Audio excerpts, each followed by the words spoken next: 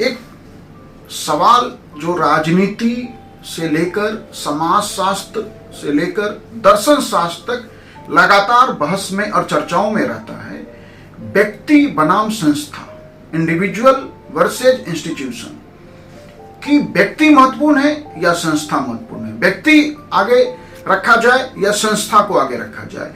यह बहस राजनीति, समाजशास्त्र और दर्शन शास्त्र में खूब चर्चा में रहता है और दोनों के अपने अपने तर्क होते हैं, दोनों की अपनी अपनी कमियां बताई जाती हैं। लेकिन जो मेरा संदर्भ है कि एक ही आर्टिकल भारतीय संविधान का, आर्टिकल 315, जो यूनियन पब्लिक सर्विस कमीशन के लिए भी सारी प्रावधान प्रोविजंस की बात करता है और वही स्टेट पब्लिक सर्विस कमीशन के प्रोविजंस की भी बात करता है। Article 316, article 317, 18, 19, 21, 22 and 23।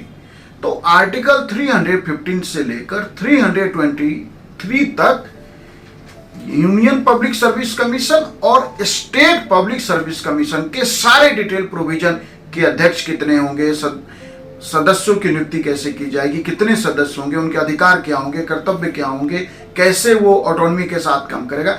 एक ही संविधान के आर्टिकल से यूनियन पब्लिक सर्विस कमीशन सामान्यतः विवादों से बाहर रहती है और स्टेट पब्लिक सर्विस कमीशन में झारखंड हो, कभी बिहार हो, कभी हरियाणा हो, कि सारे के सारे लगभग राज्यों में स्टेट पब्लिक सर्विस कमीशन में लगातार फेवरेटिज्म, रेट कार्ड, भ्रष्टाचार के मामले सामने आते हैं। आर्टिकल तो एक ही है, उसी आर्टिकल से union public service commission govern हो रहा है, उसी आर्टिकल से state public service commission govern हो रहा है। तो यह सवाल महत्वपूर्ण है ना कि व्यक्ति और संस्था में कौन महत्वपूर्ण है। इसका मतलब है कि जब तक आप संस्थाओं को केवल स्ट्रेंथन करते रहेंगे बात नहीं बनेगा। इंडिविजुअल जो है, यह जो कहा जाता है कि इंडिविजुअल इज सुप्रीम, व्यक्ति अधिक महत्वपूर्ण होता है, क्योंकि आप देखिए कि जो व्यक्ति के कारण ही जो नए विचार या कहिए रेवोल्यूशनरी आइडिया हो या विजन हो, जो नए विचार, महात्मा गांधी, अहिंसा कोई नया विचार नहीं है, लेकिन राजनीति में अहिंसा का प्रयोग नया विचार है।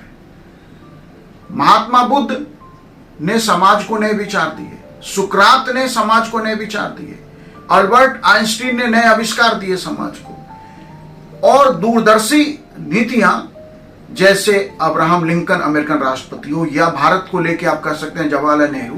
तो इंडिविजुअल को जब तक आप इंपॉर्टेंट नहीं मानेंगे तब तक क्रांतिकारी विचार की, ठीक है कि स्टेट पब्लिक सर्विस कमीशन को चलाने के क्रांतिकारी विचार नहीं चाहिए, लेकिन क्रांतिकारी सोच से ही उसको, संस्थाओं को ठीक से चलाया जा सकता है। जिस तरह का पॉलिटिकल सिस्टम है हमारे देश में, उसमें हर पॉलिटिकल लीडरशिप किसी भी अक्रॉस द लाइन किसी भी पार्टी का हो, वह यही चाहता है कि संस्थाएं उनके कंट्रोल में काम करे, संस्थाएं उनके अनुसार काम करे। संविधान में उन्हें क्या अधिकार मिला है, नहीं, उससे नहीं। आका चाहते हैं, जबकि वो आका नहीं है, इंडिपेंडेंट बॉडी है स्टेट पब्लिक सर्विस कमीशन, लेकिन क्योंकि नियुक्ति राज्यों के हाथ में है, नियुक्ति केंद्र के हाथ में है, इसलिए आज लगता है कि क्रांतिकारी विचार वाले लोगों की जरूरत है। जब तक आप ऐसे लोग नहीं लेके आएंगे तब तक संविधान के आर्टिकल से वो संस्थाएं फ्री और फेयर तरीके से काम नहीं करेगा।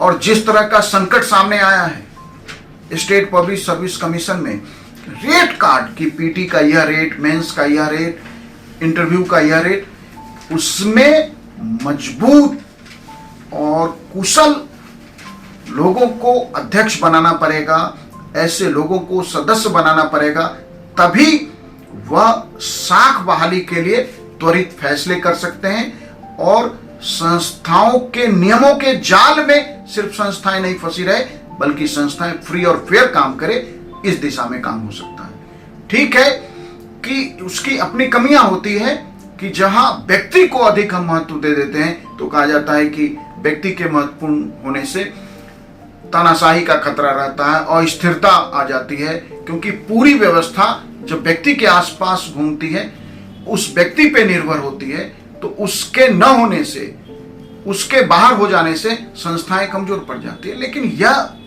जो है, इस डर से कि हम व्यक्ति प्रधान नहीं बनाएंगे, हम संस्था को महत्वपूर्ण बनाएंगे, संस्थाओं को मजबूत बना के, संस्थाओं को संविधान में अधिकार देके, हमने देख लिया, स्थिति हमारे सामने है। आप देखिए कि आज संसद में हो मामला या राज्यों की विधायिका के लेवल पे हो मामला, कि एक जो ये सवाल है कि इतना बड़ा आंदोलन हुआ जंतर मंतर पे, उसमें छात्रों का या जेन जी जनरेशन की लैंग्वेज को लेकर सवाल है, वो सारी बातों पे बात नहीं है, इस वीडियो का विषय मेरा दूसरा है। लेकिन उसके बाद एजुकेशन मिनिस्टर हटाए गए, लेकिन जो नया एजुकेशन मिनिस्टर लाया गया, क्या वो भरोसा जगाते हैं? क्या एनटीए में कुछ लोगों को हटा जाने से लोगों का भरोसा जग गया? इसका मतलब है कि यदि एचआरडी मिनिस्ट्री इंपॉर्टेंट होती तो धर्मेंद्र प्रधान के इस्तीफे के बाद सरकार संस्थाओं को फ्री और फेयर काम कर सके वैसे व्यक्ति को सामने लेकर आती, लेकिन ऐसा हुआ नहीं। जिनको नया एचआरडी मिनिस्टर बनाया गया, एजुकेशन को लेके ठीक है कि उनको अभी एक्टिंग कार्यभार दिया गया, फुल फ्लेजेज वो नहीं है, उनके पास ऑलरेडी और दूसरे मंत्रालय भी हैं।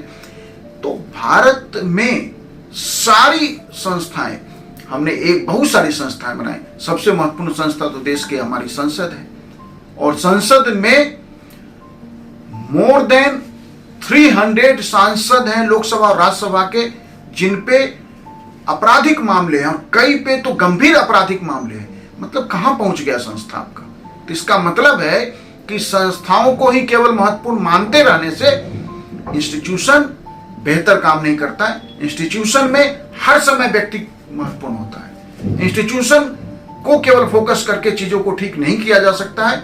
महात्मा गांधी ने जो लकीर खींची पॉलिटिकल कैरियर में, पॉलिटिकल लाइफ में, कैसे शुचिता के साथ, कैसे सत्य और अहिंसा के साथ, कैसे ईमानदारी के साथ काम किया जा सकता है। और विभाजन के समय महात्मा गांधी जिस तरह से अपने कुछ खास अनुयायियों के साथ देश में दंगों के बीच में वन मैन आर्मी की तरह काम कर रहे थे, वो भरोसा जगाता है ना। तो इसका मतलब है कि संस्थाएं लॉ एंड ऑर्डर के लिए, होम मिनिस्ट्री है, स्टेट के पास लॉ एंड ऑर्डर का सब्जेक्ट है, स्टेट के पास पुलिस बल है, लेकिन माउंटबेटन ने भी कहा कि जो काम बटालियंस नहीं कर पाती थी वो महात्मा गांधी की वो पैदल मार्च कर देता था। तो वो पैदल मार्च क्या था? उस व्यक्ति का भरोसा, उस व्यक्ति में भरोसा। संस्थाओं को केवल महत्वपूर्ण मत मानिए। अब्राहम लिंकन बहुत सारे अमेरिका में राष्ट्रपति बने, अभी वर्तमान में भी अमेरिका में डोनाल्ड ट्रंप राष्ट्रपति हैं, लेकिन ट्रंप के राष्ट्रपति बनने के बाद अमेरिका में वही संस्था है, राष्ट्रपति पद की एक संस्था। लेकिन आज स्थिति कहां पहुंच गई है कि ट्रंप ने अभी क्या बोला, अगले 24 घंटों में हो सकता है कि ठीक उल्टा यू टर्न का वो स्टैंड ले ले। तो संस्थाओं को आर्टिकल 315 में, 16 में, 17 में, 18 में या 23 तक अधिकार दे देने से, उसके प्रावधान कर देने से, उसके लिए नियम और कानून बना देने से यदि चीजें ठीक हो जाती तो झारखंड पब्लिक सर्विस कमीशन में यह स्थिति नहीं आती कि जहां रेड कार्ड का मामला सामने था। मतलब यह कितने बड़े शर्म की बात है।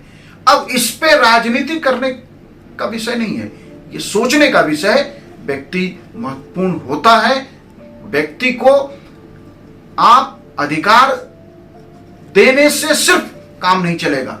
वहां जो बैठा व्यक्ति है पद पे, उसका अपना इंटीग्रिटी क्या है, उसका अपने आप में क्या भरोसा है, संस्थाओं के प्रति उसका कमिटमेंट क्या है, यह बहुत मैटर करता है।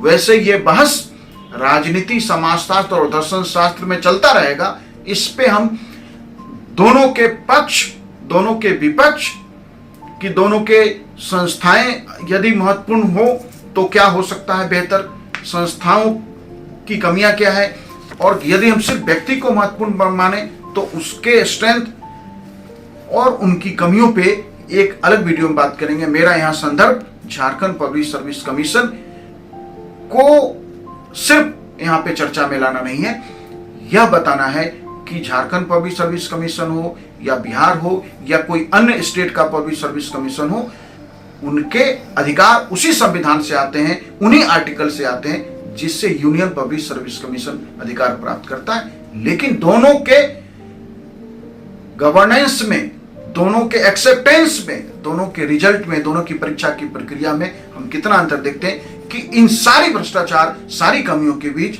लगभग यूनियन पब्लिक सर्विस कमीशन का एग्जाम, पीटी का पेपर लीक नहीं होता, लगभग फ्री एंड फेयर एग्जाम होता है और राज्यों की स्थिति रेड कार्ड से चल रही है। Thank you.